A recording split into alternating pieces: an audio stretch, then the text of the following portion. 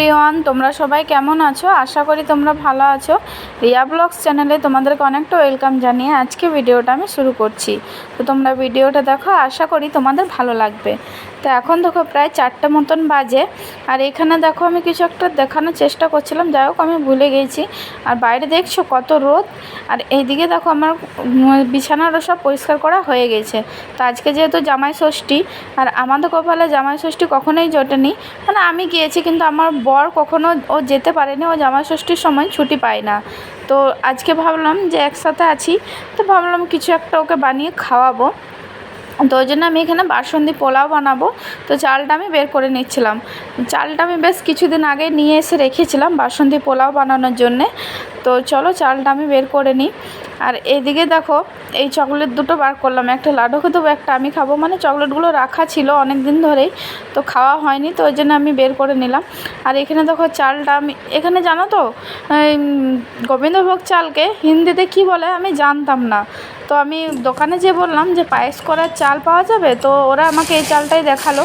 তো আমি এই চালটাই নিলাম, কিন্তু চালটা কোনো সেন্ট ছিল না। তো আমি ভাবলাম যে এই চালটা কি বটে, চালটা কি ভালো হবে কে জানে। তো ওই জন্য 250 মতনই নিলাম, অল্প করে নিয়েছিলাম চালটা। দেখা যাক এই চালটা কি হয়, যদি ভালো হয় তাহলে আবার পরে যেয়ে তখন নিয়ে আসবো। তো তার আগে এখানে আমি রান্নাঘরটা একটু পরিষ্কার করে নেবো। তো এখানে দেখো আমি 1 বাটি মতন চালটা বার করে নিলাম, আর বাকিটা আমি রেখে দিলাম। তো চলো রান্নাঘরটা আগে পরিষ্কার করে নিই, তারপরে আমি রান্নাটা চাপাবো। তো এদিকে বাসনগুলো সব আমি দুপুরে ধুয়ে রেখেছিলাম, তো ভাবলাম সব ঠিক করে জায়গায় রেখে দিই। তো ওইগুলোই আমি রাখছিলাম। আর লাডো ও বেলকানিতে দাঁড়ায় পাখির সাথে কথা বলছিল। ও জানো তো পাখির সাথে কী যে কথা বলে আমি নিজেও বুঝতে পারি না। তো ওইখানে খেলা করছিল।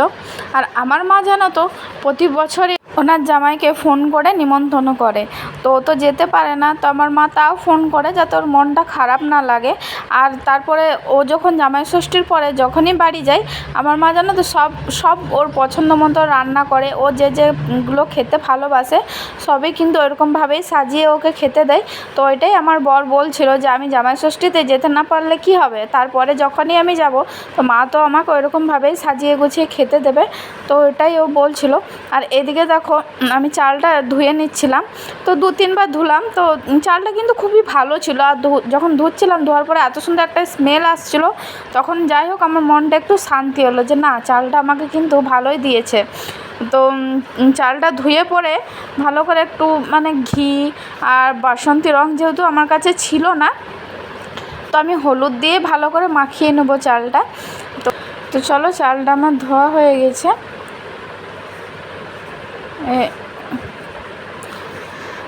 এই দেখো এদিকে আমি ভালো করে এগুলো মাখিয়ে এখানে ওড়নাটাতে দিয়ে দিলাম, তাহলে জলটা ভালো করে ঝরে যাবে।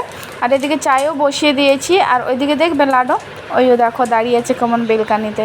ওর ওইটাই কাজ সারাদিন। ওকে এত আমি বকি, ওই দিকটা যদি লাগিয়ে দিই তাও ও কাঁদবে, তো ওই জন্য খুলেই রাখি। তো ওকে আমি এখানে ডাকছিলাম, যাই তোকে আমি এটা খাইয়ে দিই, তারপরে ওকে আমি চা বিস্কুট খাওয়াবো। তো এখানে দেখো ওর জন্য আমি চা বিস্কুট নিয়ে নিয়েছি, আর আমিও একটু চা খাবো। তো তারপরে দেখলাম যে চালটা শুকিয়ে গেছে। তো এখানে সব কিছু আমি রেডি করে নিলাম। এই 2টো তেজপাতা লাগবে, একটু গোটা গরম মশলা, ওই লং, তারপরে দারচিনি আর একটু এলাচ, আর এখানে কাজু কিশমিশ নিয়ে নিয়েছি।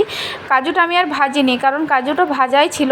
আর এই চালটা নিয়ে এসে এটা দ্বিগুণ জল নেব। আর এই যে ঘি নিয়েছি, আর তোমরা চাইলে তেল দিয়েও করতে পারো, রিফাইন অয়েল। আমি কিন্তু রিফাইন অয়েলও দেবো আর একটু ঘি দেবো, কারণ ঘিয়ের ফ্লেভারটা আমার না ঠিক পছন্দ হয় না। তো ওই জন্য একটু ঘি দিয়েছে, রিফাইন অয়েল দিয়ে করলাম।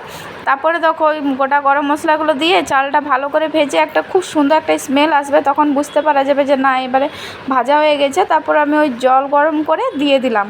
আর এদিকে দেখছো 6টা বাজে, তাও কত রোদ। তারপরে কিছুক্ষণ পর আমার বড় ডিউটি থেকে চলে এসছে, তো চিকেনটাও নিয়ে চলে এসছে এইও। তো তার আগে আমি আলুটা ভেজে রেখেছিলাম, আর পেঁয়াজ কেটে নিয়েছি, আর আদা রসুন সব পেস্ট করে রেখেছিলাম। তো চলো এদিকে আমি চিকেনটা চাপিয়ে দেবো। আর এদিকে দেখছো পোলাওটা হয়ে গেছে, আর একটা উপর থেকে আমি চিনি দিয়ে দিয়েছিলাম। আর এদিকে কটা বাসন আছে, টিফিনগুলো আরও আছে, তো আমি ধুয়ে দেবো। তারপরে আর রেডি হয়ে চললাম মার্কেট। তোমাদেরকে আগের দিন বলেছিলাম না একটু শপিং করতে যাব, তো ওই জন্যে। তো এবারে সোজা চলে এলাম, মানে হাই রোড দিয়ে এলাম, ঘুরে ঘুরে আর আসিনি। আর এখানে আমার বর বলছে আগে রোডটা তো পেরাও, তারপরে ভিডিও করবে। কত গাড়ি যাচ্ছে দেখছো না? তো এখানে দেখো এই শপিং মলটাতে যাব, কি নাম ছিল, বিশাল না কি নাম ছিল, তো এখানেই যাব। তো চলো তোমরা দেখো। তো সেরকম না কিছু নিতে পারিনি, কারণ প্রচুর মানে ভিড় ছিল, আর ওই জন্য কিছু মানে অল্প জিনিস নিয়ে চলে এসেছে। লাড্ডু দেখছো তো ঘুমিয়ে গেছে, তারপরে এসে দেখো খেয়ে নিলাম। এই ট্রেটাও আমি নিয়েছিলাম, তো ওকে একটু ভালো করে সাজিয়ে খেতে দিলাম। আর খেতে কিন্তু খুব সুন্দর হয়েছিল। আর এই চাদরগুলো দেখো নিয়েছি, এই চাদরটা দুটোর সাথে একটা ফ্রি ছিল, তো 3 রকম আমি নিয়েছি। মানে তুমি একই রকম নিতে পারো, আলাদা আলাদা, তো আমি আলাদা আলাদা কালারেই নিলাম। এটা নিয়েছি আর এই সবুজটা নিয়েছি। আর জানো সবথেকে কী ভালো আমার লেগেছে, এইটা না 650 টাকা করে দাম বলছিল, আর কিন্তু আমি পেয়েছি 450 টাকায়। দেখবে তোমাদেরকে এখানে আমি দামটাও দেখাচ্ছিলাম। আর চাদরটা কিন্তু খুবই বড় আর খুবই মানে সুন্দর, খুব নরম কাপড়টা। এইও দেখো এখানে দেখাচ্ছিলো 650 টাকা লেখা আছে না, আর কিন্তু আমি পেয়েছি 450 টাকায়। আর আমার লাড্ডু ওতে এত খুশি, ও শুধু চাদরটা আমাকে দিচ্ছে পাতার জন্য, তো বিকেলে পাতবো। আর আমার সব থেকে কিন্তু এইটা পছন্দ হয়েছে। আমি না এটা কচি কলা পাতা রঙটা চাইছিলাম, কিন্তু পেলাম না, তো এইটাই নিয়ে নিলাম। আর এখানে দেখো আমি এই ধূপকাঠিটা নিয়েছি, মানে বাই 1 get 1 ফ্রি ছিল 99 টাকায়, তো আমি নিয়ে নিলাম। আর তারপরে দেখো এই ট্রেটা তোমাদেরকে দেখালাম না, তো এই ট্রেটাই আমি নিয়েছিলাম, এটা 99 টাকা নিয়েছিল। তো বাস আর বেশি কিছু নিতে পারিনি। জানো তো এত ওইখানে গরম, আর এত বড় শপিং মল, আর এসি আরও কিছুই চালায়নি, শুধু ফ্যান চলছে। ওই জন্য গরমে আরও কষ্ট হয়ে যাচ্ছিলো, ওই জন্য তাড়াতাড়ি চলে এসেছি।